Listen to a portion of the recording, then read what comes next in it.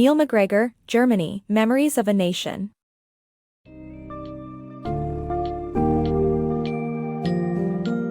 In Germany, Memories of a Nation, Neil MacGregor takes readers on a fascinating and illuminating journey through German history, exploring the country's evolution, culture, and key events.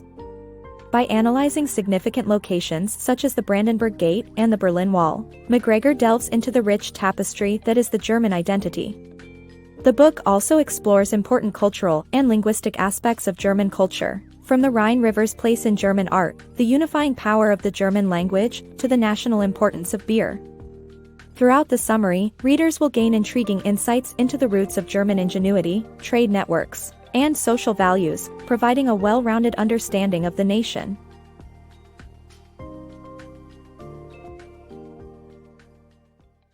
The Brandenburg Gate Story. In Berlin, the Brandenburg Gate holds immense symbolic power for Germans, serving as a hub for national celebrations. Built between 1788 and 1791 under the orders of Prussian King Frederick William II, the gate reflected peace and neoclassical architectural beauty. However, it has faced many challenges in its past, including Napoleon's invasion in 1806 when he removed the gate's crowning sculpture, the Quadriga of Victory, as a symbol of defeat. Fortunately, the Prussians reclaimed their victory when they defeated Napoleon and returned the sculpture 7 years later, in 1814. Today, the Brandenburg Gate remains an emblematic landmark, overseeing joyful events such as the 2014 FIFA World Cup victory for Germany. However, it also bears darker connotations in modern German history, which you will discover in the next segment. Beyond the Berlin Wall. While strolling in Berlin along the Spree River, you wouldn't expect it to have a dark past rooted in political disunity. Yet, white crosses constantly remind citizens and visitors of the lives lost attempting to scale the Berlin Wall, existing between 1961 to 1989. After World War II, Germany was split into 4 zones.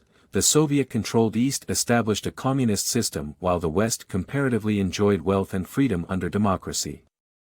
When 3.5 million individuals defected to the West, a wall engulfed the city, physically and ideologically dividing the nation. Despite its dismantling almost 30 years ago, the wall's legacy remains etched in Germany's collective consciousness, as well as its political preferences. Rhine River, Germany's cultural symbol. The Rhine River in Germany, similar to the Seine and Thames rivers in France and England, serves as a cultural symbol as much as a geographical feature. Its significance is evident in the works of famous artists such as the poet Heinrich Heine and composer Richard Wagner. Despite its location partially along the French-German border, the Rhine has been historically and culturally German due to the once vast extent of German territory.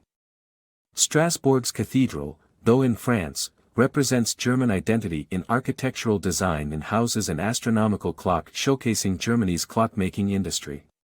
German culture and influence extended beyond its modern borders, shaping the identity of various kingdoms and principalities. Uniting through language. Thomas Mann, Nobel laureate German novelist, considered language to be a truer home than one's country, and this rings especially true for Germany. The nation's modern identity is deeply rooted in the German language, as it was the one factor connecting Germanic kingdoms such as Prussia, Bavaria, Austria, and Saxony within the Holy Roman Empire. In 1806, King Ludwig I built Valhalla, a hall with statues of famous German-speaking individuals, to strengthen this linguistic bond and unify Germans against Napoleon's invasion. The language-based identity Ludwig emphasized remains crucial today, thanks to a standardized written German. Martin Luther, a reformer and theology professor, translated the Bible into German in the 16th century, making it accessible to everyday people. His Bible, utilizing the recently invented printing press by Johannes Gutenberg, sold over 500,000 copies before Luther's death and provided a solid foundation for written German, impacting the nation's identity even today. Germany's beer-soaked identity. The connection between Germany and beer runs deep. It has long been considered the nation's signature drink.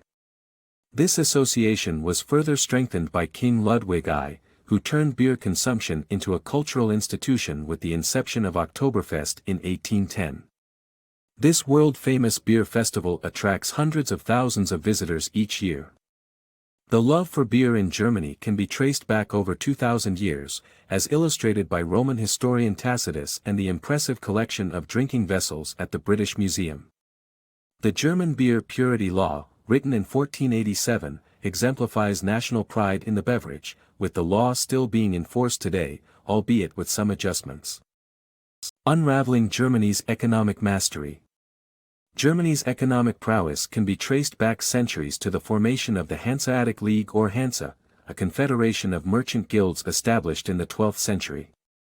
Boasting an initial membership of 90 market towns, this union created and controlled secure shipping routes throughout northern Europe, safeguarding merchants from piracy and fines.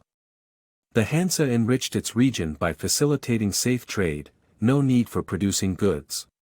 Remnants of this vast network can be seen today, for example, in London's Steelyard Station.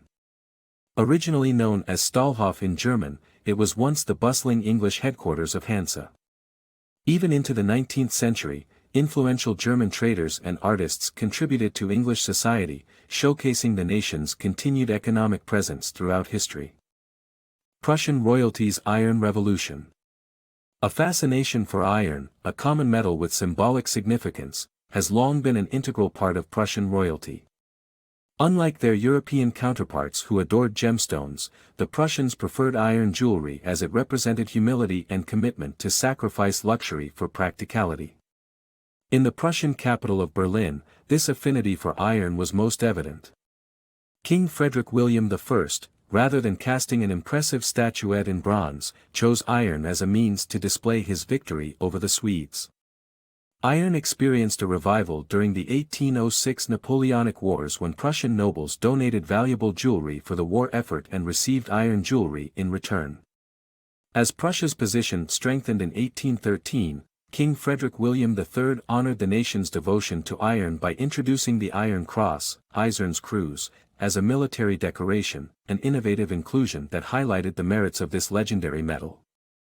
Every soldier who contributed to the 1813 victory over Napoleon near Leipzig received the Iron Cross, a groundbreaking display of equality within the armed forces. Käthe Kollwitz, Art Beyond Suffering.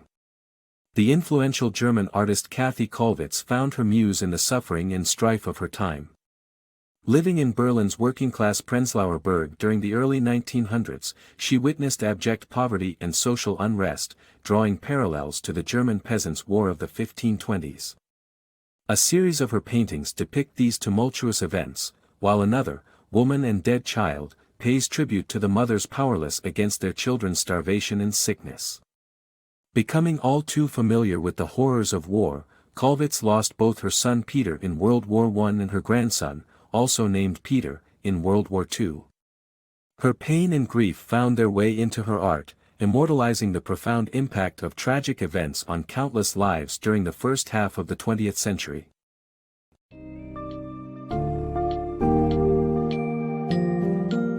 Summing up, Germany, Memories of a Nation, offers readers a comprehensive and captivating portrait of German history and identity. By examining key aspects such as the Brandenburg Gate, the Berlin Wall, and Rhine River, the book unveils the often complex historical narrative and diverse cultural landscape of Germany. As we observe the country's relationship with its language, the economic influence of the Hanseatic League, and the national significance of beer, we gain a deeper understanding of what it is to be German. Ultimately, Neil MacGregor's book is a valuable resource, shedding light on the strengths, hardships, and influence of this unique nation, whose story continues to be unraveled through its memories.